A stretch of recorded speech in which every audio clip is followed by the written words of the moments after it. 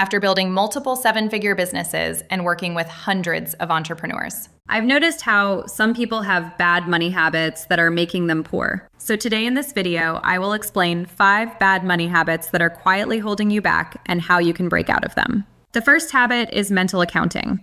This is when you treat money differently based on where it comes from. For example, you might have $5,000 in checking, earning 0.1% interest, while carrying $3,000 in credit card debt at 19%. You don't realize, but you're losing money monthly because savings feel safe and debt feels separate. Therefore, you don't connect them. Or you get a $2,000 tax refund and treat it as free money for vacation. But that's your money you overpaid to the government. Research shows people are 50% more likely to spend windfall money versus earned income, even though it's all the same. You need to view all money as one unified resource.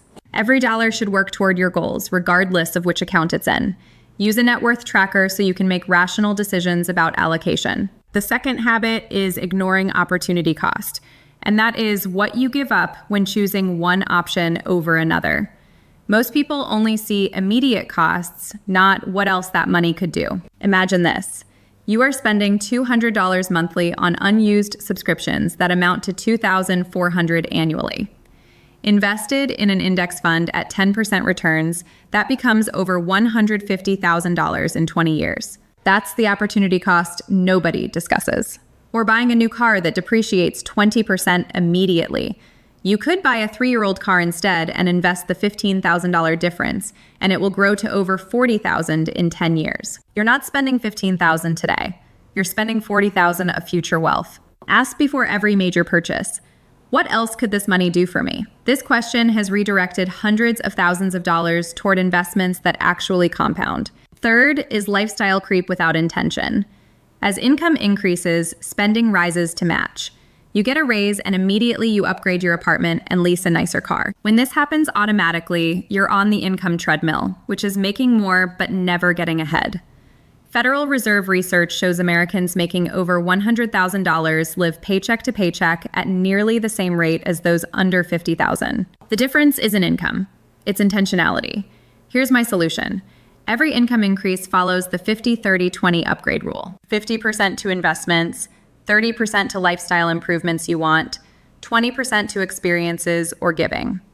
I'm not depriving myself, but I'm not letting lifestyle inflation steal wealth-building momentum.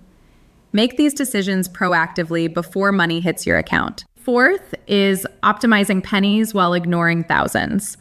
Let's say someone spends 3 hours saving $50 on flights, but won't negotiate a $5,000 raise.